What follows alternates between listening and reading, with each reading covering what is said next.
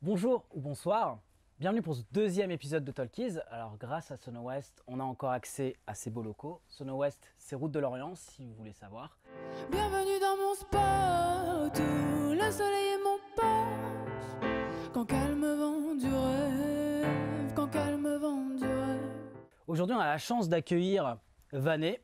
Donc Vané, danseuse, professeure de danse, c'est ça? Oui, bonjour Vané, d'origine chilienne. Et depuis 11 ans à peu près ici en France, à Rennes, je suis arrivée à Rennes et ne plus repartie. Danseuse autodidacte, plutôt de danse afro-cubaine et urbaine. Et puis un peu dans le monde associatif aussi parce que je suis polyvalente, plusieurs cartes, artiste aussi. Je chante aussi, on pourra parler tout à l'heure de ça si tu veux prendre ma carte. Voilà, donc... Eh bah merci, c'est plutôt un bon portrait. Et toi, Jeanne? Donc, Jeanne, Moi, c'est chanteuse, Jeanne. c'est ça? Jeanne, bonjour. C'est mon vrai nom de famille. On va pas faire la blague. Ouais, J'avais ok. envie de faire la blague au début, mais Non, mais c'est mon vrai nom de Facile. famille, par contre, ça, je le dis. Et du coup, ouais, j'ai 19 ans, je suis chanteuse, j'habite à Rennes et je fais du théâtre et du cinéma. Voilà, Ok, mais pas de danse. ok. C'est comme ça. quelque chose à faire. Alors moi, ce qui m'intéresse pour commencer, c'est parler un petit peu de ce qu'on appelle le processus créatif. Donc, c'est-à-dire, qu'est-ce qui vous a amené un petit peu à vous exprimer par rapport à cette forme d'art? Donc, toi, du coup, la chanson, le chant. Et toi, par rapport à la danse, et si j'ai compris, si j'ai bien compris, tu es aussi un petit peu multicasquette. Donc, Oui, savoir oui. comment vous en êtes arrivé à vous exprimer de cette façon, en fait. Moi, je commençais vraiment toute petite à danser. D'abord, tout était lié plutôt aux danses traditionnelles, danse nationale de mon pays. J'avais toujours le rêve d'être danseuse classique, mais je rentrais pas trop dans les profils. Je me rappelle que je m'entraînais toute seule. Et aussi, c'était une question de moyens. Ma mère, elle n'avait pas forcément les moyens pour m'inscrire. Au Chili, tu vois, c'est pas super facile. Il n'y a pas trop d'accessibilité comme ici. Et du coup, tout ce que je fais, c'était pas ce que j'avais envie de le faire. Une petite possibilité par ici, je suivais, une petite possibilité par là, je suivais. Et donc, c'est comme ça que je me suis fait mon chemin petit à petit, d'abord par des ateliers, après des compagnies amateurs, après des compagnies professionnelles. Après, j'ai dû faire des études parce que ma mère, elle m'a dit surtout, tu fais pas des études en art, surtout, tu fais pas ça. Ça veut dire quoi, juste pour... Bah, parce que tu vois, au Chili, c'est un pays où il y a beaucoup d'art, mais il n'y a pas beaucoup d'argent par rapport à tous ceux D'accord, qui ouais. vivent de l'art, quoi. Enfin, on dit qu'on fait ça pour l'amour. D'accord. Et donc, elle m'a dit surtout, tu fais pas ça. Et donc, j'ai fait des études en tourisme, rien à voir. Et cette filière, elle proposait une bourse pour venir en France. Et du coup, j'ai pris cette filière et je suis venue en France. Et ici, on m'a proposé plein de choses. Peut-être parce que voilà, l'exotisme a pris le dessus un petit peu. Mais j'ai joué cette carte au début qui a plutôt bien marché. Et du coup, ouais, aujourd'hui, je me spécialise dans la danse afro-cubaine. Je suis allée plein de fois à Ok, Cuba ouais. me former. Et puis, dans une recherche d'un spectacle d'engranage Marie Houdin. Elle m'a contactée parce qu'elle voulait faire le lien justement des certaines danses et le voyage qu'à travers les danses on peut aussi avoir. Donc je suis mêlée de tout ce recyclage. Hein, et métissage parce que c'est ça mon empreinte en fait. Ton Moi tout identité. ce que je fais parce que moi je suis étrangère habitant en France, donc il y a cette empreinte à moi. Mais en même temps, quand je suis au Chili, je suis étrangère aussi. Ah ouais. Et du coup, je fais ce recyclage éternel de moi-même que j'utilise forcément dans ma danse et dans mon travail parce que je fais aussi et de la musique et je travaille aussi un peu la comédie. Je fais beaucoup d'animation. Je suis une multicasquette comme Ouais, c'est tu pour ça que disais j'allais- tout à l'heure. C'est à peu près ça, quoi. Et toi, Jeanne? Moi, c'est pareil, du coup, pour rebondir, moi aussi, j'aime bien toucher à tout et tout. Ouais. C'est vrai que j'ai grandi dans une famille où nous, on faisait tous de la musique, donc j'ai été grave bercée dans ça, où on passait des après-midi entières à tous faire la musique ensemble, Ah, des c'est choses comme cool, ça. hein. Donc Ouais. ouais, c'est trop bien. Et donc voilà, au départ, j'associais vraiment ça plus à un loisir, ou plutôt vraiment quelque chose d'échappatoire, en fait. Très vite, en fait, dès que j'étais petite, moi, j'allais pas bien, ou des choses comme ça, j'écrivais direct, je jouais direct de la musique, voilà. Et après, j'ai commencé par des cours de violon, donc je sais pas faire, j'ai pas appris le solfège et tout, mais j'ai commencé par des cours violon en orchestre parce que je sais pas, j'avais envie de faire un instrument. Je me suis dit, tiens, qu'est-ce qu'ils font pas dans ma famille? Ok, je vais faire du violon. C'est bien. Voilà. Et puis après, j'avais besoin quand même d'un instrument plus pour, Pas simple. comment dire, pour pouvoir justement plus échappatoire parce qu'en vrai, bon, la musique. Enfin, le violon et tout, c'est cool, mais j'arrivais pas à faire des gros trucs d'impro, genre ok, j'en ai marre. Ouais, c'est super dur hein, comme instrument. Non, en vrai, bah ça va, mais j'étais plus dans l'accompagnement et tout. Du coup, j'ai appris le piano toute seule, enfin grâce à ma sœur. Et là, je pense que c'est le moment où j'ai vraiment commencé à kiffer, à écrire mes chansons, à passer tout mon temps dans la salle où il y avait le piano et tout. Et voilà, et puis après j'ai aussi fait du théâtre du coup quand j'ai déménagé, bref. Et là j'ai eu une grosse passion pour le théâtre. Et j'ai fait mon lycée en horaire aménagé théâtre. Là, je suis encore d'ailleurs en études de théâtre au conservatoire. Voilà. Ça fait 5 ans que je suis au conservatoire et j'adore ça. Et voilà quoi, c'est un peu ça. Et pareil, du coup, dans le processus de création, moi j'ai commencé à écrire. Enfin, j'ai commencé à vraiment écrire, parce que je ne vais pas vous raconter mes textes en primaire, quoi, mais au collège, en fait, j'ai commencé à vraiment écrire de base. Mon frère, il fait du rap, donc j'ai commencé à aller avec lui dans les, comment dire, les scènes ouvertes et tout. On arrive, on fait nos textes et tout. Et en fait, moi, j'allais pas sur la scène parce que j'étais trop timide. Mais par contre, après, quand il y avait tous les rappeurs ensemble, moi, j'arrivais, je faisais mes petits textes. Ah ouais, moi, j'aimais bien. C'est vrai que du coup, j'étais la seule meuf qui faisait textes. Au contraire. Mais en fait, j'aimais bien parce que ça apporte une forme d'écriture différente aussi. Enfin, c'est hyper. Enfin, moi, j'adore cette culture-là de trouver un peu les punchlines et tout, même si pour l'instant, enfin, c'est pas ce que je fais. Dans mes musiques, mais ça m'a vraiment aussi inspirée. Et après, voilà, après j'ai eu... Bon, j'arrête de dire ça. J'ai aussi, parce que ma mère, elle vient de la chanson française, donc là, c'est plus Léo Ferré, Gainsbourg, Brel.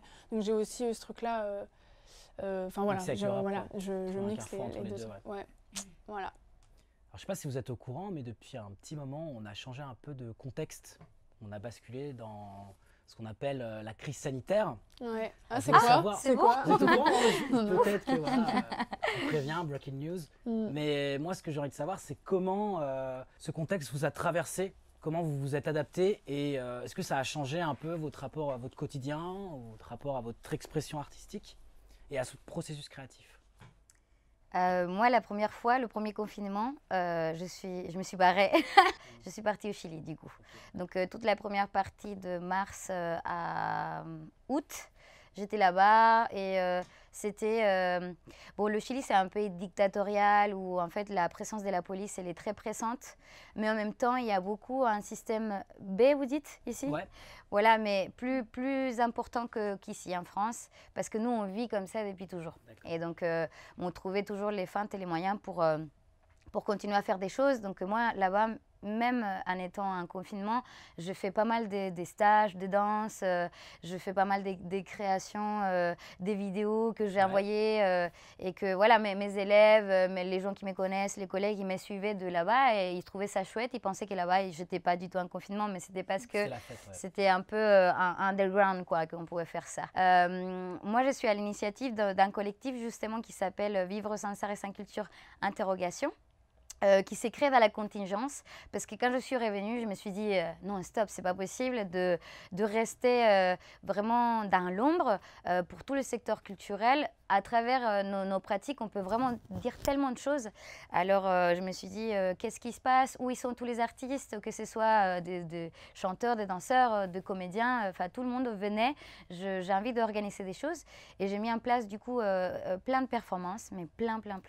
Et il y en a certains qui ont pris beaucoup d'ampleur. Et le groupe qui est à la base, c'était un petit groupe Facebook que j'ai créé vraiment à titre personnel. Et aujourd'hui, il compte plus de 2600 personnes. Dans le groupe, après, tous ces gens-là ne sont pas des membres actifs, mais du coup, il y a un petit noyau qui s'est créé et des artistes que je ne connaissais pas, avec lesquels maintenant je commence à travailler. Et c'est super chouette, quoi. Donc là, j'ai mis en place pas mal de performances à l'aide de pas mal d'artistes. Et ces rencontres-là m'ont fait créer aussi d'autres sortes d'art parce que tu vois, moi là-bas, ma dominante, c'est la danse effectivement. Mais moi, je fais aussi du chant, je fais aussi de la comédie, comme je disais. Je suis aussi speaker, tu vois. J'essaie de trouver de la synergie en fait. Et du coup, voilà. Et tout ça, je l'ai mis encore une fois au service de ce qui se passe. comme une sorte de revendication. On peut revendiquer de plein de façons.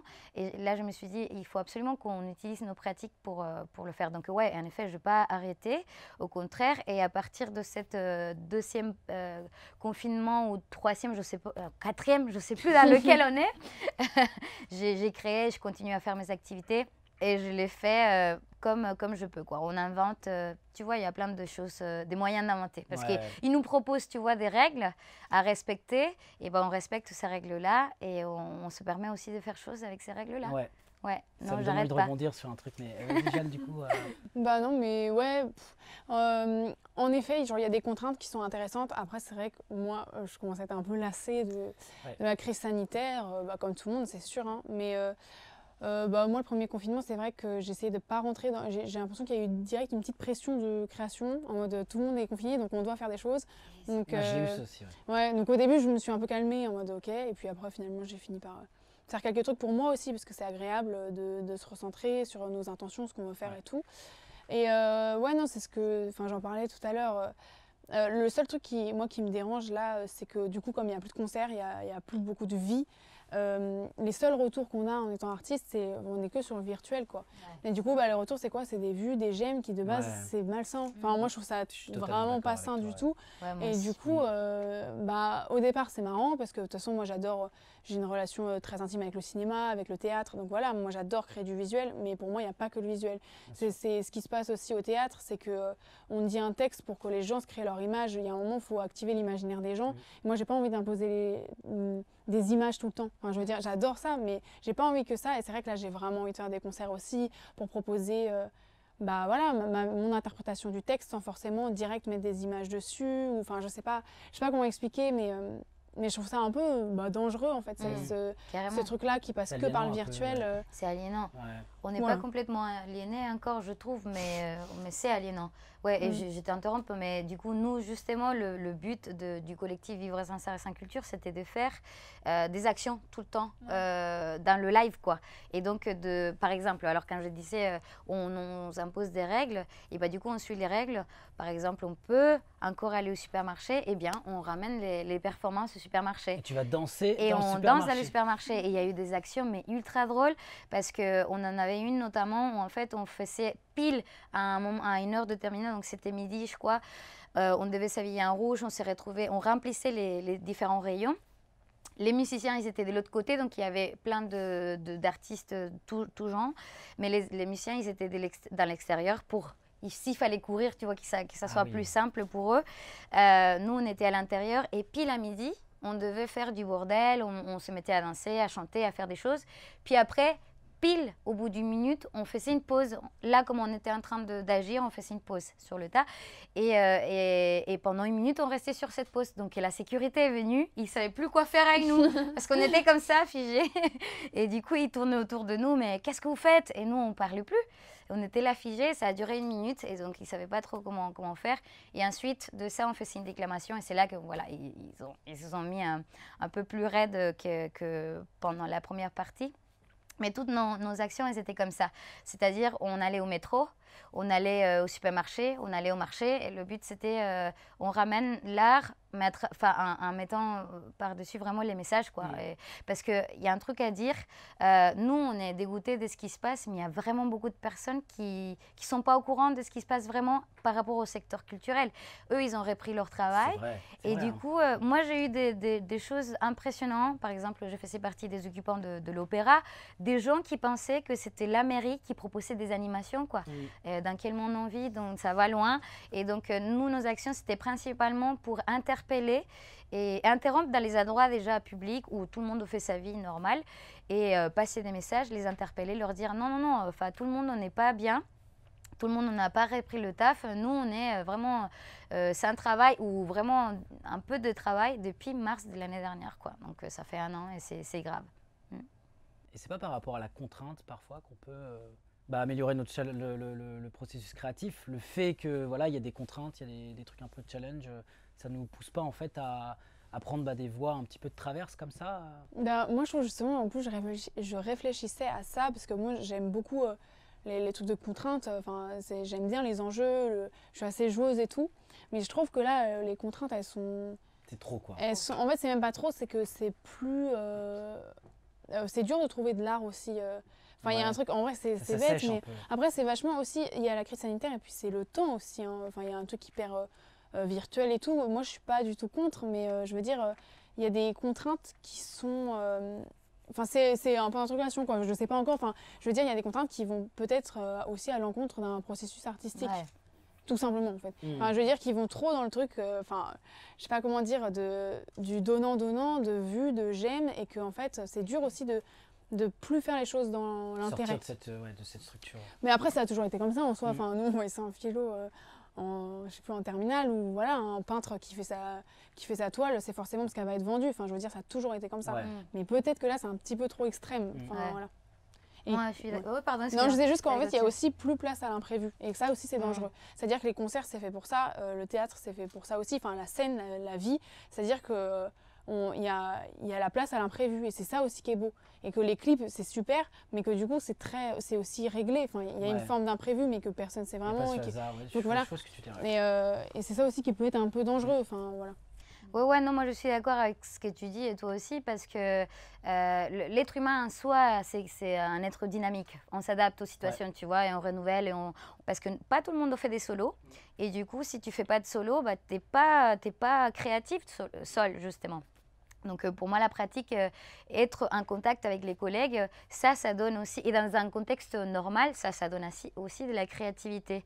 Et comme tu dis, là, on est trop dans la réadaptation. Et même, je trouve qu'au niveau des gens qui ne sont pas du tout dans l'art, bah, cette réadaptation elle devient trop facile et les gens ils se conforment avec peu de choses. Par exemple, quand on nous annonçait il y a couvre-feu et pas confinement, les gens ils disaient ouf, ils sont super sympas au gouvernement, hein, on n'est pas au confinement.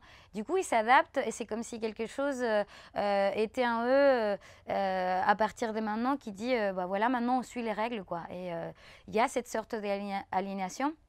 Et non pas encore les artistes. Donc c'est pour ça qu'à travers les pratiques, on doit pouvoir passer un maximum de messages. Mais ces messages ne veulent pas dire pour autant que voilà, on est dans un processus créatif hyper intéressant, quoi. Ouais. C'est vraiment c'est des actes politiques plutôt, l'art aujourd'hui, pour moi. Ouais. Et par rapport, alors ça c'est vraiment une autre question où je me sens pas légitime de pouvoir en parler, mais le fait d'être une femme, est-ce que ça a été un moteur, un frein dans votre expression, de votre processus créatif? Est-ce que vous avez déjà été confronté à ce genre de traumatisme ou de choses comme ça sur Rennes? Ouais. Bah, après, moi, c'est vrai que alors de base, quand je compose ou quand je sors des trucs, c'est par nécessité. Enfin, je vais rebondir, hein, mais c'est par nécessité. Et du coup, pour moi, la politique, elle va se faire ressentir autrement. Je suis engagée en tant que personne et aussi par la suite artistiquement. Mais c'est vrai que pour l'instant, j'en parle pas énormément dans mes textes. Mais oui, être une femme, alors de mon jeune âge en plus, oui, je vois directement la difficulté. Ouais. Pour moi, il y a plein de choses qui sont pas réglées et pourtant, on est dans un pays voilà, où franchement, c'est déjà... Pays des droits de voilà. Non, mais je veux dire, je m'estime déjà heureuse quand je vois... Enfin, c'est Ouais, il y bête, a des hein, pays, mais... Rien que l'autre jour, je vois un documentaire sur les femmes ouïghours qui se font électrocuter et violer. Enfin, désolé, bon, bref, voilà, hein, c'est pas très joyeux. Mais voilà, donc je suis quand même heureuse. Mais c'est vrai qu'il y a un truc qui est hyper compliqué, en fait, c'est que beaucoup moins que les hommes, quand tu es une femme et que tu fais de la musique, il y a quelque chose de très physique aussi.